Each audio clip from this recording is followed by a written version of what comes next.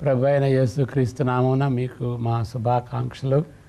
ఈ పరివర్తన అనేటువంటి ఈ ప్రోగ్రాము దేన్ని సూచిస్తుందంటే, యేసు ప్రభుని మనం నమ్మినప్పుడు మన జీవితాల్లో పరివర్తన రావాలి. మనకు రక్షణ అనేది కేవలం యేసు ప్రభుని బట్టి వస్తుంది. రక్షణ పొందినప్పుడు మన జీవితంలో పరివర్తన రావాలి. ఆ పరివర్తన జీవితం మన రక్షణని రుజువు చేస్తుందన్నమాట. ఆ పరివర్తన లేకపోతే మనం రక్షింపబడినటువంటి మనుషులమా, మనం దేవునిలో ఉన్నామా అనేటువంటి అనుమానం వస్తుంది. మన మాటల్లో, మన చేతల్లో, మన తలంపుల్లో, మన క్రియల్లో, ప్రతిక్రియల్లో ఈ పరివర్తన అనే జీవితం ఉండాలి. ఈ పరివర్తన జీవితంలో మనం ఎదగాలన్నమాట. క్రీస్తుని పోలినటువంటి జీవితం అది పరివర్తన జీవితం. క్రీస్తు వలె మనం రూపొందించబడాలి, మార్పు చెందాలి. క్రైస్తవుల యొక్క నిరీక్షణ ఏంటంటే, పరలోక రాజ్యంలో మనం ఆయన వలె ఉంటాం. ఆయన వలె ఉంటాం, దేవుని సన్నిధిలో ఉంటాం. యేసు ప్రభు వలె ఆయన కలిగినటువంటి గుణగుణాలు మన జీవితంలో ఉంటాయి, ఉండాలి అని ఆశపడాలి. ఆశపడినటువంటి జీవితం జీవించాలి. ఈ దినాల్లో మనం ప్రకటన గ్రంథాన్ని ధ్యానం చేసుకుంటున్నాం. మొదటి అధ్యాయంలో మొదటి 8 వచనాల గురించి మనం చెప్పుకున్నాం. ఇప్పుడు 9 నుండి 20 వరకు ఈ దినాన్ని ధ్యానిద్దాం. మరి యేసు ప్రభు అపోస్తులుడైనటువంటి యోహానుకి ఏ విధంగా తను తాను అగపరుచుకున్నాడు, బయలుపరుచుకున్నాడు అనేటువంటి ఈ గంభీరమైనటువంటి ఈ యొక్క వాక్య భాగాన్ని మనం ధ్యానించుకుందాం, ప్రార్థన చేసుకుందాం. పరిశుద్ధులైన మా దేవా, మీ యొక్క వాక్యాన్ని బట్టి స్తోత్రాలు. పరివర్తన జీవితం ఏ విధంగా జీవించాలి, దానికి సంబంధించినటువంటి వివరణ మీ వాక్యంలో ఇచ్చిన దాన్ని బట్టి స్తోత్రాలు. ప్రభా, ఈ ప్రకటన గ్రంథం యేసు ప్రభు యొక్క వివరణను మేము ధ్యానం చేసుకునేటప్పుడు మేము నేర్చుకోవాల్సినటువంటి పాఠాలు, సత్యాలు మాకు మీ పరిశుద్ధాత్మ ద్వారా నేర్పించవలసిందిగా ప్రార్థిస్తుంటున్నాం. ఎవరైతే వీక్షిస్తుంటున్నారో వారిని, వారి కుటుంబాలను దీవించండి.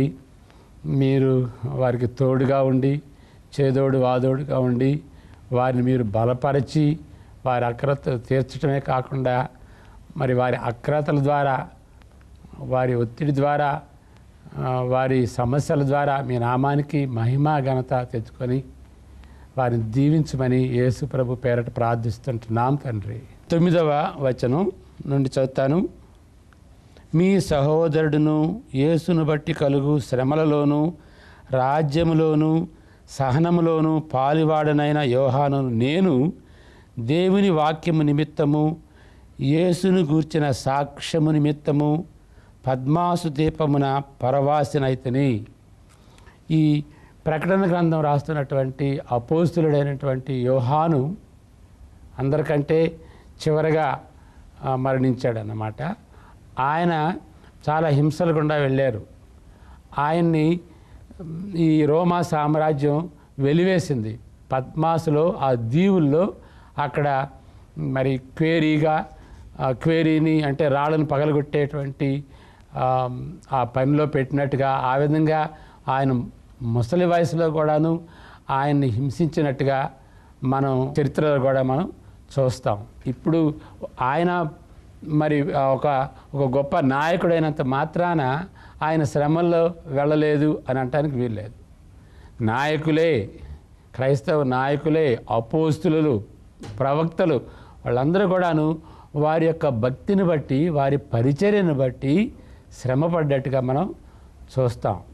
కాబట్టి యేసుప్రభు ఏ విధంగా శ్రమపడ్డారో, ప్రవక్తలు ఏ విధంగా ఒత్తిడిలో వెళ్ళారో, హింసింపబడ్డారో, ఈ 12 మంది శిష్యులు మరి అపోస్తులు ఏ విధంగా హింసింపబడ్డారో ఆ పందాలో మనం ఉంటున్నాం. క్రైస్తవులు వారి యొక్క జీవితాన్ని బట్టి, వారి విశ్వాసాన్ని బట్టి శ్రమల గుండా వెళతారు. అది మార్గం, అది ఒక గుర్తు. క్రైస్తవులు వారి జీవితాన్ని బట్టి, వారి విశ్వాసాన్ని బట్టి, వారి పరిచర్యను బట్టి శ్రమల్లో వెళ్ళటం అదొక గుర్తు అన్నమాట. కాబట్టి ఆ విధంగా ఈ యోహాను జీవితం మనకి ఒక మాదిరికరంగా ఉంటుంది. 10వ వచనం, ప్రభువు దినమందు ఆత్మ పరవశుడనై ఉండగా బోరధ్వని వంటి గొప్ప స్వరము నీవు చూచుచున్నది పుస్తకంలో వ్రాసి ఎఫెసు, స్మరణ, పర్గమం, థియటైరా, సార్డిస్, ఫిలడెల్ఫియా, లవోదికయ అను 7 సంఘములకు పంపమని చెప్పుట నా వెనుక వింటిని. ఆత్మ పరవశుడనై అంటే ఆయన ఆత్మ కంట్రోల్లో ఉన్నాడు, పరిశుద్ధాత్మ కంట్రోల్లో ఉన్నాడు. అప్పుడు దేవుడు మాట్లాడి నువ్వు రాసి ఈ 7 సంఘాలకి, ఆసియాలో ఉన్నటువంటి 7 సంఘాలకి నీవు పంపించు. ఆ 7 సంఘాల యొక్క ఆ లిస్టు ఏ వరుసలో ఉందంటే, ఒక పోస్ట్ మ్యాను ఈ లెటర్ని లేకపోతే ఈ గ్రంథాన్ని ఒక కాపీ ఇచ్చినప్పుడు పోస్ట్ మ్యాన్ ఏ విధంగా డెలివరీ చేస్తాడు లెటర్స్, ఆ ఏ వరుసలో అయితే డెలివరీ చేస్తాడో ఆ వరుసలో ఉన్నట్టుగా మనం చూస్తాం. ఎఫ్ఎస్సి మొదలుకొని లయోడీసియా వరకు ఈ విధంగా వస్తాం అన్నమాట. రైట్ సైడ్ వెళ్ళి మళ్ళీ రౌండ్గా తిరిగి లయోడీసియా రావటం. 12వ వచనం, ఇది వినగా నాతో మాట్లాడుచున్న స్వరమేమిటో అని చూడ తిరగగా 7 సువర్ణ దీపస్తంభములను, ఆ దీపస్తంభముల మధ్యను మనుష్య కుమారుని పోలిన ఒకనిని చూచితిని. ఇప్పుడు యూదులకు కూడా దీపస్తంభం ఉంటుంది కదండి. ఈ 7 దీపస్తంభాలు దేనికి గుర్తంటే ఈ 7 సంఘాలు, ప్రకటన గ్రంథంలో ఉన్నటువంటి 7 సంఘాలకి గుర్తు. ఆయన తన పాదముల మట్టుకు, ఆయనంటే యేసు ప్రభు, ఆయన గురించి ఏమన్నది, తిరగగా 7 సువర్ణ స్తంభములను, ఆ దీపస్తంభముల మధ్యను మనుష్య కుమారుని పోలిన ఒకనిని చూచితిని. యేసు ప్రభు తనను తాను పిలుచుకున్నప్పుడు, తనకు తాను రిఫర్ చేసుకున్నప్పుడు ఆయన ఏమని రిఫర్ చేసుకున్నాడంటే మనుష్య కుమారుడు. అనేక మంది అనేక విధాలుగా యేసు ప్రభుని సంబోధించినప్పటికీ యేసు ప్రభు తనను గురించి చెప్పుకున్నప్పుడు మనుష్య కుమారుడు, మనుష్య కుమారుని పోలిన. ఇప్పుడు దానియేలు గ్రంథంలో కూడా ఉంటుంది కదా, మనుష్య కుమారుని పోలినటువంటి వాడని. గతంలో నేను చెప్పినట్టుగా మనుష్య కుమారుడు అంటే చాలా దానిలో మర్మమైనటువంటి అర్థం ఉన్నది. 3 విధాలుగా అర్థం చేసుకోవాలి. మనుష్య కుమారుడు అంటే మనిషి, మనిషి కుమారుడు అంటే దేవుడు. దానియేలు గ్రంథం 7, 13, 14 ప్రకారం మనిషి కుమారుడు అంటే మరి దానియేలు గ్రంథంలో ఆ మనిషి కుమారుణ్ణి అనేక మంది ప్రజలు వచ్చి సేవిస్తారు, ఆరాధిస్తారు, పూజిస్తారు. దానియేలు గ్రంథం నుండి మరి మనం చూసేది ఏంటంటే దేవుడిని ఒక్కడనే యూదులు పూజించినట్టుగా చూస్తామన్నమాట. వాళ్ళు పూజించారు మనిషి కుమారుణ్ణి అని అంటే ఆయన దేవుడు. మరి 3వదిగా ఆ మనిషి కుమారుడు లేకపోతే song of the servant song అంటారనమాట. సేవకుని యొక్క గీతాలు అని యెషయాలో 4 ఉంటవి. మరి యెషయా 53 అది అందరికి తెలిసినటువంటి విషయమే. ఈ మనిషి కుమారుడు ఏం చేస్తాడంటే మరి ఆయన మరణిస్తాడు. పాపుల నిమిత్తమై పాపం లేనటువంటి వ్యక్తిగా ఆయన పాపాన్ని, శాపాన్ని తన మీద వేసుకుని మరణిస్తాడు. కాబట్టి మనిషి కుమారుడు అంటే ఈ 3 అర్థాలు ఉన్నాయి అన్నమాట. ఆ మనిషి కుమారునటువంటి పోలినటువంటి వాడిగా ఇక్కడ చిత్రీకరింపబడతాడు.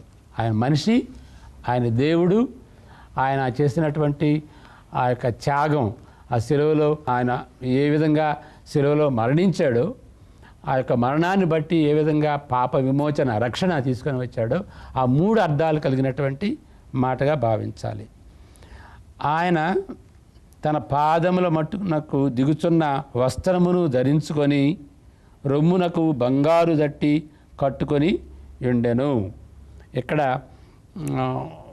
వస్త్రాలు పాదముల దగ్గరికి రావటం అంటే ఇంపార్టెంట్ పీపుల్ని ఆ విధంగా చిత్రీకరిస్తారన్నమాట. మరి రొమ్మునకు బంగారు దట్టి కట్టుకొని ఉండుట అంటే ఒక ప్రీస్ట్లీ, ఒక ప్రధాన యాజకుడిలాగా ఆయన దేవుని యొక్క ప్రజల్ని మరి రొమ్ము దగ్గరికి పెట్టుకున్నట్టుగా, ఆయన హృదయానికి దగ్గరగా ఉన్నట్లుగా వారి గురించి ప్రార్థన చేసేటువంటి వ్యక్తిగా ఉంటాడన్నమాట. 14వ వచనం, ఆయన తల వెంట్రుకలను తెల్లని ఉన్నిని పోలినవై హిమమంతా ధవళముగా ఉండెను. ఆయన నేత్రములు అగ్ని జ్వాలల వలె ఉండెను. ఆయన వెంట్రుకలు ఎలా ఉన్నాయి? తెల్లగా. ఇప్పుడు వెంట్రుకలు తెల్లగా ఎవరికి ఉంటాయి? అవి వృద్ధులకు ఉంటాయి అన్నమాట. వృద్ధుల్లో ఉన్నటువంటి ప్రత్యేకత ఏంటి? ప్రత్యేకత ఏంటంటే వాళ్ళు జ్ఞానవంతులు, అనుభవం కలిగినటువంటి వారు. ఇక్కడ యేసు ప్రభువు కూడాను ఆ విధంగా చిత్రీకరింపబడుతున్నాడు. ఆయన జ్ఞానవంతుడు, సర్వజ్ఞాని అన్నట్లుగా మనం చూడాలి. ఆయన నేత్రములు అగ్ని జ్వాలల వలె ఉండెను. వృద్ధుని యొక్క నేత్రాలు అగ్ని జ్వాలలుగా ఉండవు. జ్ఞానంలోనే ఆయన వృద్ధుడిగా ఉంటాడు. ఆయన కళ్ళు గంభీరమైన అన్నమాట, భయకంపితమైనవి. మళ్ళీ ఆయన పాదములు కొలిమిలో పుటమవేయబడిన మెరయుచున్న అపరంజితో సమాన స్ట్రాంగ్ పర్సన్, బలం కలిగినటువంటి వాడు. ఆయన కంఠస్వరము విస్తార జలముల ధ్వని వలె ఉండేను, అంటే గంభీరత అన్నమాట. ఇక్కడ యేసు ప్రభువు ఈ విధంగా చిత్రీకరింపబడుతున్న దాని అర్థం ఏంటంటే, యేసు ప్రభువుని సాధువు చేయలేం మనం. మనుషులు సాధువు చేయలేరు, ఆయన దేవుడు. The God of the Bible is God who cannot be domesticated. ఆయన సాధువు చేయలేం. మన రూపంలో, మన కంట్రోల్లో ఆయన ఉండడు. అదేవిధంగా యేసు ప్రభు కూడాను ఆయన గంభీరత, ఆయన కంట్రోల్లో మనం ఉండాలి, కానీ మనం ఆయన్ని సాధువు చేయలేమన్నమాట. ఆయన భయంకరుడు, భీకరుడు అని మనం గమనించాలి. మరి ఎప్పుడైనా సరే ప్రభువా అని మనం ప్రార్థన చేసుకున్నప్పుడు ఆ విధంగా మన అక్కరతల కోసం ఆయన్ని సేవకుడిగా వాడుకోవటం కాదు. ఆయన ప్రభువుగా ఉండి మన జీవితాలని మనం ఆయనకి అంకితం చేసుకొని మనం దాసులుగా ఉండాలన్నమాట. మనం చేసేటువంటి ప్రార్థనలు ఎట్లా ఉంటాయంటే, కొన్నిసార్లు దేవుణ్ణి ఆజ్ఞాపించినట్టుగా ఉంటుంది. ప్రభువా ఇది చెయ్యి, నువ్వు చేయకపోయావంటే అన్నట్లుగా. మరి దేవునితో మాట్లాడేటప్పుడు మనం గంభీరత చూపించుతాం. లేదు, గంభీరుడైనటువంటి దేవుని సన్నిధిలో మనం ఉన్నట్లుగా వినయ విధేయతలతో మనం ప్రార్థించాలి. గుర్తుంచుకోండి, the God of the Bible cannot be domesticated. ఆయన సాధువు చేయలేము. ఆయన సింహం లాంటి వాడు, భీకరుడు. మరి థియాలజీ చేసేవాళ్ళు కూడాను ఆ విధంగా దేవుణ్ణి మరి ఒక థియాలజికల్గా ఒక పెట్టిలో పెట్టి స్క్వీజ్ చేసినట్టుగా, ఒత్తినట్టుగా చేస్తారన్నమాట. No, God of the Bible cannot be domesticated by theology. మనం అనుకున్నట్టుగా మనకు దేవుని గురించి అన్నీ వస్తేలే, అన్నీ తెలుస్తులే అని ఒక థియాలజీ అనేటువంటి అవుట్లైన్లో మనం పెడతాం అన్నమాట. నో. 16వ వచనం, ఆయన తన కుడి చేత 7 నక్షత్రములు పట్టుకొని ఉండెను. 7 నక్షత్రాలు, దానిలో మళ్ళా దాని గురించి చెప్తాను. ఆయన నోట నుండి రెండంచులు గల వాడి అయిన ఖడ్గం ఒకటి బయలు వెడలెను. ఇప్పుడు కొందరు చెప్తారు, కొన్ని సంఘాల్లో ఈ స్టెయిన్డ్ గ్లాస్ ఉంటుంది కదా, లోపల ఉన్నటువంటి వాళ్ళకి ఆ స్టెయిన్డ్ గ్లాస్ చూసినప్పుడు బయట వెలుగును బట్టి ఆ దృశ్యాలు చక్కగా కనిపిస్తాయి అన్నమాట. ఎక్కడో ఒక చర్చిలో యేసు ప్రభువు ఆ పిక్చర్ని, ఆ పోర్ట్రేటు అది చిత్రీకరించి ఆయన నోట్లో ఒక 2 అంచుల ఖడ్గం ఉన్నట్టుగా చిత్రీకరించారు. మరి ఆ యొక్క సూర్యుని యొక్క వెలుగు పడినప్పుడు యేసు ప్రభువు యొక్క ఆ ముఖం, ఆ గంభీరత, ఆ 2 అంచులు కలిగినటువంటి ఖడ్గం పడుతుందట. ఇక్కడ మనం గమనించాల్సింది ఏంటంటే, ప్రకటన గ్రంథంలో యేసు ప్రభువుని వివరించినటువంటిది చిత్రీకరించకూడదు. ఇవి మాటలతో అర్థం చేసుకోవాలి. ఒక్కొక్క మాటని ఏ విధంగా అర్థం చేసుకోవాలి, దానిలో ఉన్నటువంటి సత్యం ఏంటి అని గ్రహించుకోవాలి. కానీ ఈ విధంగా ఉంటాడు అని, మరి ఆయన హస్తంలోనేమో 7 నక్షత్రాలు, మరలా ఆయన జుట్టు వృద్ధుడిలాగా తెల్లని వెంట్రుకలని, ఆ విధంగా మనం దృశ్య రూపంలో మనం చూడకూడదు. మరి ఇంకొక ఉదాహరణ చెప్తాను. 4వ అధ్యాయంలో మనం ఏం చూస్తామంటే, యేసు ప్రభువుని ఒక ల్యాంబ్ లాగా ఆయన వివరించారు. ఈయన ఎవరు, who is this lamb, okay, ఈ గొర్రెపిల్ల ఎవరు అని, మరి యోహాను చూసినప్పుడు ఆయన ఏం చూస్తాడు? సింహాన్ని చూస్తాడు. యోధా కోదమ సింహాన్ని చూస్తాడు. మరి యేసుప్రభుని ఏ విధంగా చిత్రించాలి? గొర్రెపిల్లలాగా చిత్రించాలా, లేకపోతే కోదమ సింహంలాగా చిత్రించాలా? కాబట్టి ఈ యొక్క వివరణ, ప్రకటన గ్రంథంలో ఉన్నటువంటి వివరణ, తండ్రిని గురించి కానీ కుమారుని గురించి కానీ మరి యోహాను చూసినటువంటి ఆ యొక్క చిత్రాలు కానీ అది పోర్ట్రే చేయకూడదు అన్నమాట, పెయింట్ చేయకూడదు వాటిని. ఒక్కొక్క విషయంలో ఒక్కొక్క మాటలో ఉన్నటువంటి అర్థాన్ని తెలుసుకొని దానిలో ఉన్నటువంటి సత్యం ఏంటి అని గ్రహించుకోవాలి. ఇప్పుడు మనం ధ్యానించుకున్నటువంటి విషయం ఏంటంటే, యేసు ప్రభు యొక్క మరి ఆ నోటి యందు ఏమున్నది? 2 అంచుల ఖడ్గం అన్నది. వాడి అయిన ఖడ్గం అది దేవుని యొక్క వాక్యానికి, యేసు ప్రభు యొక్క వాక్యానికి, మాటకి గుర్తు. 2 అంచుల ఖడ్గం. దేవుని యొక్క వాక్యం ఇక్కడ 2 పనులు చేస్తుంది. అదేంటంటే పాపాన్ని ఖండిస్తుంది, పాపాన్ని సర్జరీ చేస్తుంది. మరి సర్జరీ చేసిన తర్వాత డాక్టర్ లాగా మరి ఆ యొక్క గాయాన్ని మాన్చుద్దన్నమాట. It wounds and it heals. గాయపరచుది, పాపలైనటువంటి మనల్ని దేవుని యొక్క వాక్యం గాయపరచుద్ది. మన పాపం ఏంటో ఎత్తి చూపించుద్ది. మనం విలపించేటువంటి రీతిగా, పశ్చాత్తాపడేటువంటి రీతిగా మన పాపాన్ని చూయించి మనం ఖండిస్తుంది అన్నమాట. అది ఊండి చేసిన దాంతో సమానం. అది అయిన తర్వాత మనం మరి ఆదరించబడతాం. వాక్యం ద్వారా, అదే వాక్యం పాపాన్ని ఖండించేటువంటి వాక్యం మన పాపాన్ని ఒప్పుకున్నప్పుడు, పశ్చాత్తాపడినప్పుడు, దేవుని విశ్వసించినప్పుడు ఏం చేస్తుంది? అదే వాక్యం మనల్ని ఆదరించుద్ది అన్నమాట. అది 2 అంచులు కలిగినటువంటి ఖడ్గం. The word that wounds and the word that heels. ఇది దేవుని యొక్క వాక్యం. మరి మనం యెషయా 55లో చూస్తున్నటువంటి రీతిగా దేవుని యొక్క వాక్యం మరి బయలుదేరినప్పుడు అది ఏం చేయాలి, ఆ వాక్యం ఏం చేయాలని నిర్ణయించుకుంటుందో ఆ వాక్యం తప్పకుండా జరుగుద్ది అన్నమాట. అంటే ఆ కార్యం తప్పకుండా జరుగుద్ది. అది ఎలాంటిదంటే వర్షం లాంటిది. ఒక ఎడారిలో లేకపోతే అరణ్యంలో నీళ్లు లేకున్నటువంటి భూమి మీద వర్షం పడినప్పుడు ఏం చేస్తుంది? మరి ఆ వర్షం వెంటనే మరి గడ్డిని మొలిచేటట్టు చేస్తుంది, వెజిటేషను ఇచ్చేటట్టు చేస్తుంది అన్నమాట. ఆ వెజిటేషన్ బట్టి మరి వెజిటబుల్స్ వస్తాయి, ఫ్రూట్ వస్తుంది. ఓకే, అదేవిధంగా దేవుని యొక్క వాక్యం ఎందు నిమిత్తమై దేవుని నుండి బయలుదేరుద్దో ఆ యొక్క ఉద్దేశం తప్పకుండా నెరవేరుతుంది అన్నమాట. అది దేవుని యొక్క వాక్యం. 2 అంచులు కలిగినటువంటి వాడి అయినటువంటి ఖడ్గం. ఆయన ముఖము మహా తేజస్సుతో ప్రకాశించుచున్న సూర్యుని వలె ఉండెను. 16వ వచనం. ఆయన ముఖం ఎలా ఉంది? తేజస్సు కలిగినటువంటి ముఖం. మరి క్రైస్తవుల్ని ఆ దినాల్లో ఎంపరర్ అంటే రోమియోలు మరి వాళ్ళు క్రైస్తవుల్ని అపార్థం చేసుకుని ఏమంటారంటే, క్రైస్తవులకి విగ్రహాలు లేవు కాబట్టి వారు నాస్తికులు అని అనేవాళ్ళు అన్నమాట. అప్పుడు ఒక ఎంపరరు, 2nd ఎంపరర్ ట్రోజన్ అని 2nd సెంచరీలో ఈ ఎంపరర్ ట్రోజన్ అని ఒక యూదుని అన్నాడు.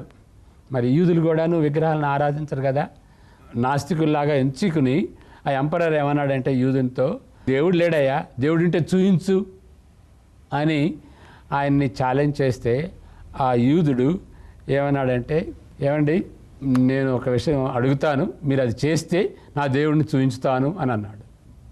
ఏంటి అని అంటే, సూర్యుడి వంక చూడండి అని అన్నాడు.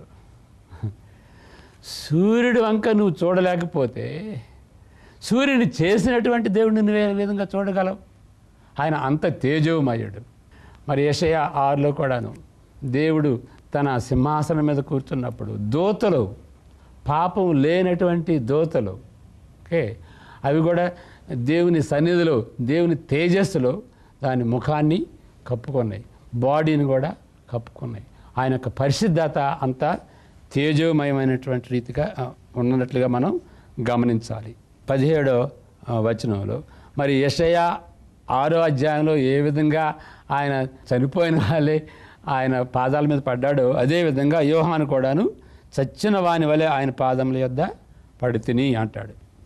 ఆయన తన కుడి చేతిని నా మీద ఉంచి నాతో ఇట్లా నేను భయపడకము, నేను మొదటి వాడను కడపటి వాడను జీవించువాడను, మృతుడనైతిని కానీ ఇదిగో యుగయుగములు సజీవుడనై ఉన్నాను. చనిపోయి తిరిగి లేచినటువంటి ఆయన యేసు ప్రభు చనిపోయి తిరిగి లేచినటువంటి వాడిని కాబట్టి నీవేమీ భయపడవద్దు అంటే ఆయన బట్టి భయపడటమే కాదు, దేన్ని బట్టి కూడాను భయపడని అవసరం లేదు. మరియు మరణము యొక్కయు పాతాళ లోకం యొక్కయు తాళపు చెవులు నా స్వాధీనంలో ఉన్నవి. అంటే జీవితం మీద మరణం మీద నాకు అధికారం ఉన్నది అని ఇక్కడ యేసు ప్రభు చెప్తున్నాడు అన్నమాట. మరి హింస గుండా వెళ్ళేటువంటి క్రైస్తవులకి ఇది సువార్త. దేవుని యొక్క అనుమతి లేకుండా, యేసు ప్రభు యొక్క అనుమతి లేకుండా ఎవరు మన దేహాన్ని మన యొక్క ఆత్మను ముట్టలేరు అని మనం గమనించాలి. ఆయన దగ్గర ఉన్నాయి తాళపు చేతులు, ఆయన దగ్గర ఉన్నది అధికారం. ఆయన అధికారం లేకపోతే ఎవరు కూడాను క్రైస్తవ నాయకుల్ని ముట్టలేరు. మరి దేవుడు అనుమతించాడు, కొంతమందిని ఏర్పరచుకున్నాడు. అసలు ప్రకటన గ్రంథంలో చూస్తే దేవుడు కొందరిని ఏర్పరచుకున్నాడు. దేనికి ఏర్పరచుకున్నాడు? క్రైస్తవులు హింసలు గుండా వెళ్తున్నప్పుడు ప్రభువా ఎంతకాలం ఈ శ్రమలు అని మొరబెట్టుకున్నప్పుడు అప్పుడు దేవుడు వాళ్ళకి ఇచ్చినటువంటి సమాధానం ఏంటంటే, కొంతమంది మరణించాల్సిందే, కొంతమందిని మరణానికి ఏర్పరచుకున్నాను, హతసాక్షులుగా వాళ్ళు మరణించాలి, వాళ్ళ నంబరు కంప్లీట్ అయ్యేంత వరకు ఇది జరగాలి అని దేవుని యొక్క సమాధానం. అంటే దేవుడు కొంతమందిని ఏర్పరచుకుంటాడు, ఆ ఏర్పరచుకున్నటువంటి వారు మరణిస్తారు. అంటే అది కూడా జీవం మీద మరణం మీద అధికారం కలిగినటువంటి యేసు ప్రభు చెబుతున్నటువంటి మాటలు అన్నమాట. ఆయన అధికారం లేకపోతే ఏ విశ్వాసి కూడా మరణించడు. 19వ వచనం, కాగా నీవు చూచిన వాటిని ఉన్న వాటిని వీటి వెంట కలుగబో వాటిని అనగా నా కుడి చేతిలో నీవు చూచిన 7 నక్షత్రములు గూర్చిన మర్మమును ఆ 7 సువర్ణ దీప స్తంభముల సంగతియు వ్రాయము. ఆ 7 నక్షత్రములు 7 సంఘములను దూతలు, ఆ 7 దీపస్తంభములను 7 సంఘములు. ఇక్కడ ఈ 19, 20 వచనాల్లో 2 విషయాలు క్లుప్తంగా చెప్తాను. ఒకటేంటంటే ప్రకటన గ్రంథంలో ఉన్నవి మొదటి అధ్యాయం అప్పటి పరిస్థితిని వివరిస్తూ రాసినవి.